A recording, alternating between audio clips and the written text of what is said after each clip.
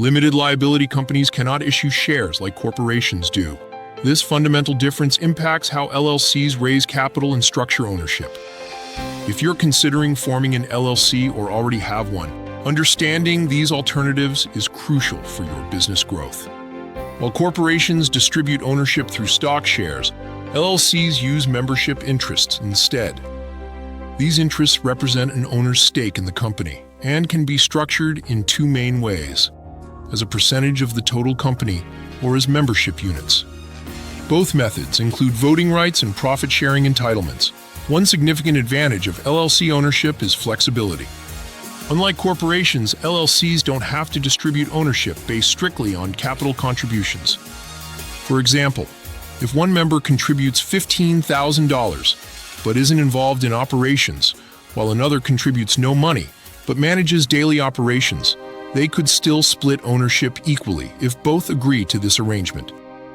How do LLCs raise capital without issuing shares? They have several effective options. First, they can bring in new members who invest capital in exchange for ownership interests. Second, they can create profit-sharing arrangements that offer investors a percentage of profits without granting ownership. Third, LLCs can issue debt instruments like promissory notes or bonds, though this requires proper legal and financial structuring.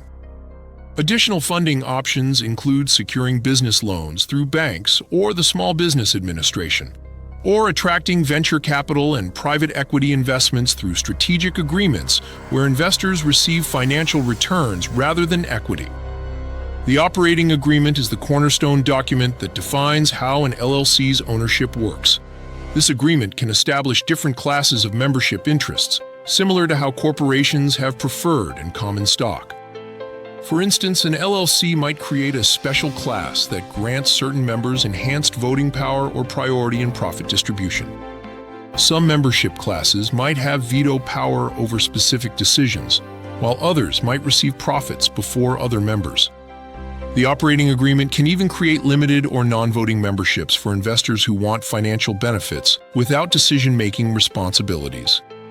When comparing membership interests to shares, several key differences emerge.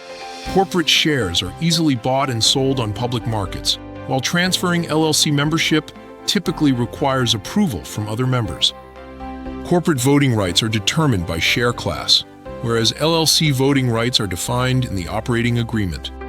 Perhaps most importantly, profit distribution in corporations is based on stock class, while LLCs offer flexible arrangements not necessarily tied to investment amounts.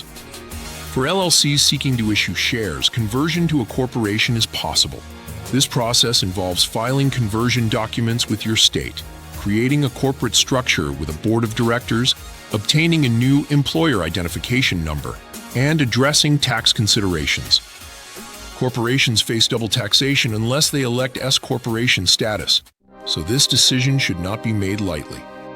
Membership interests in LLCs must be sold according to state and federal securities laws.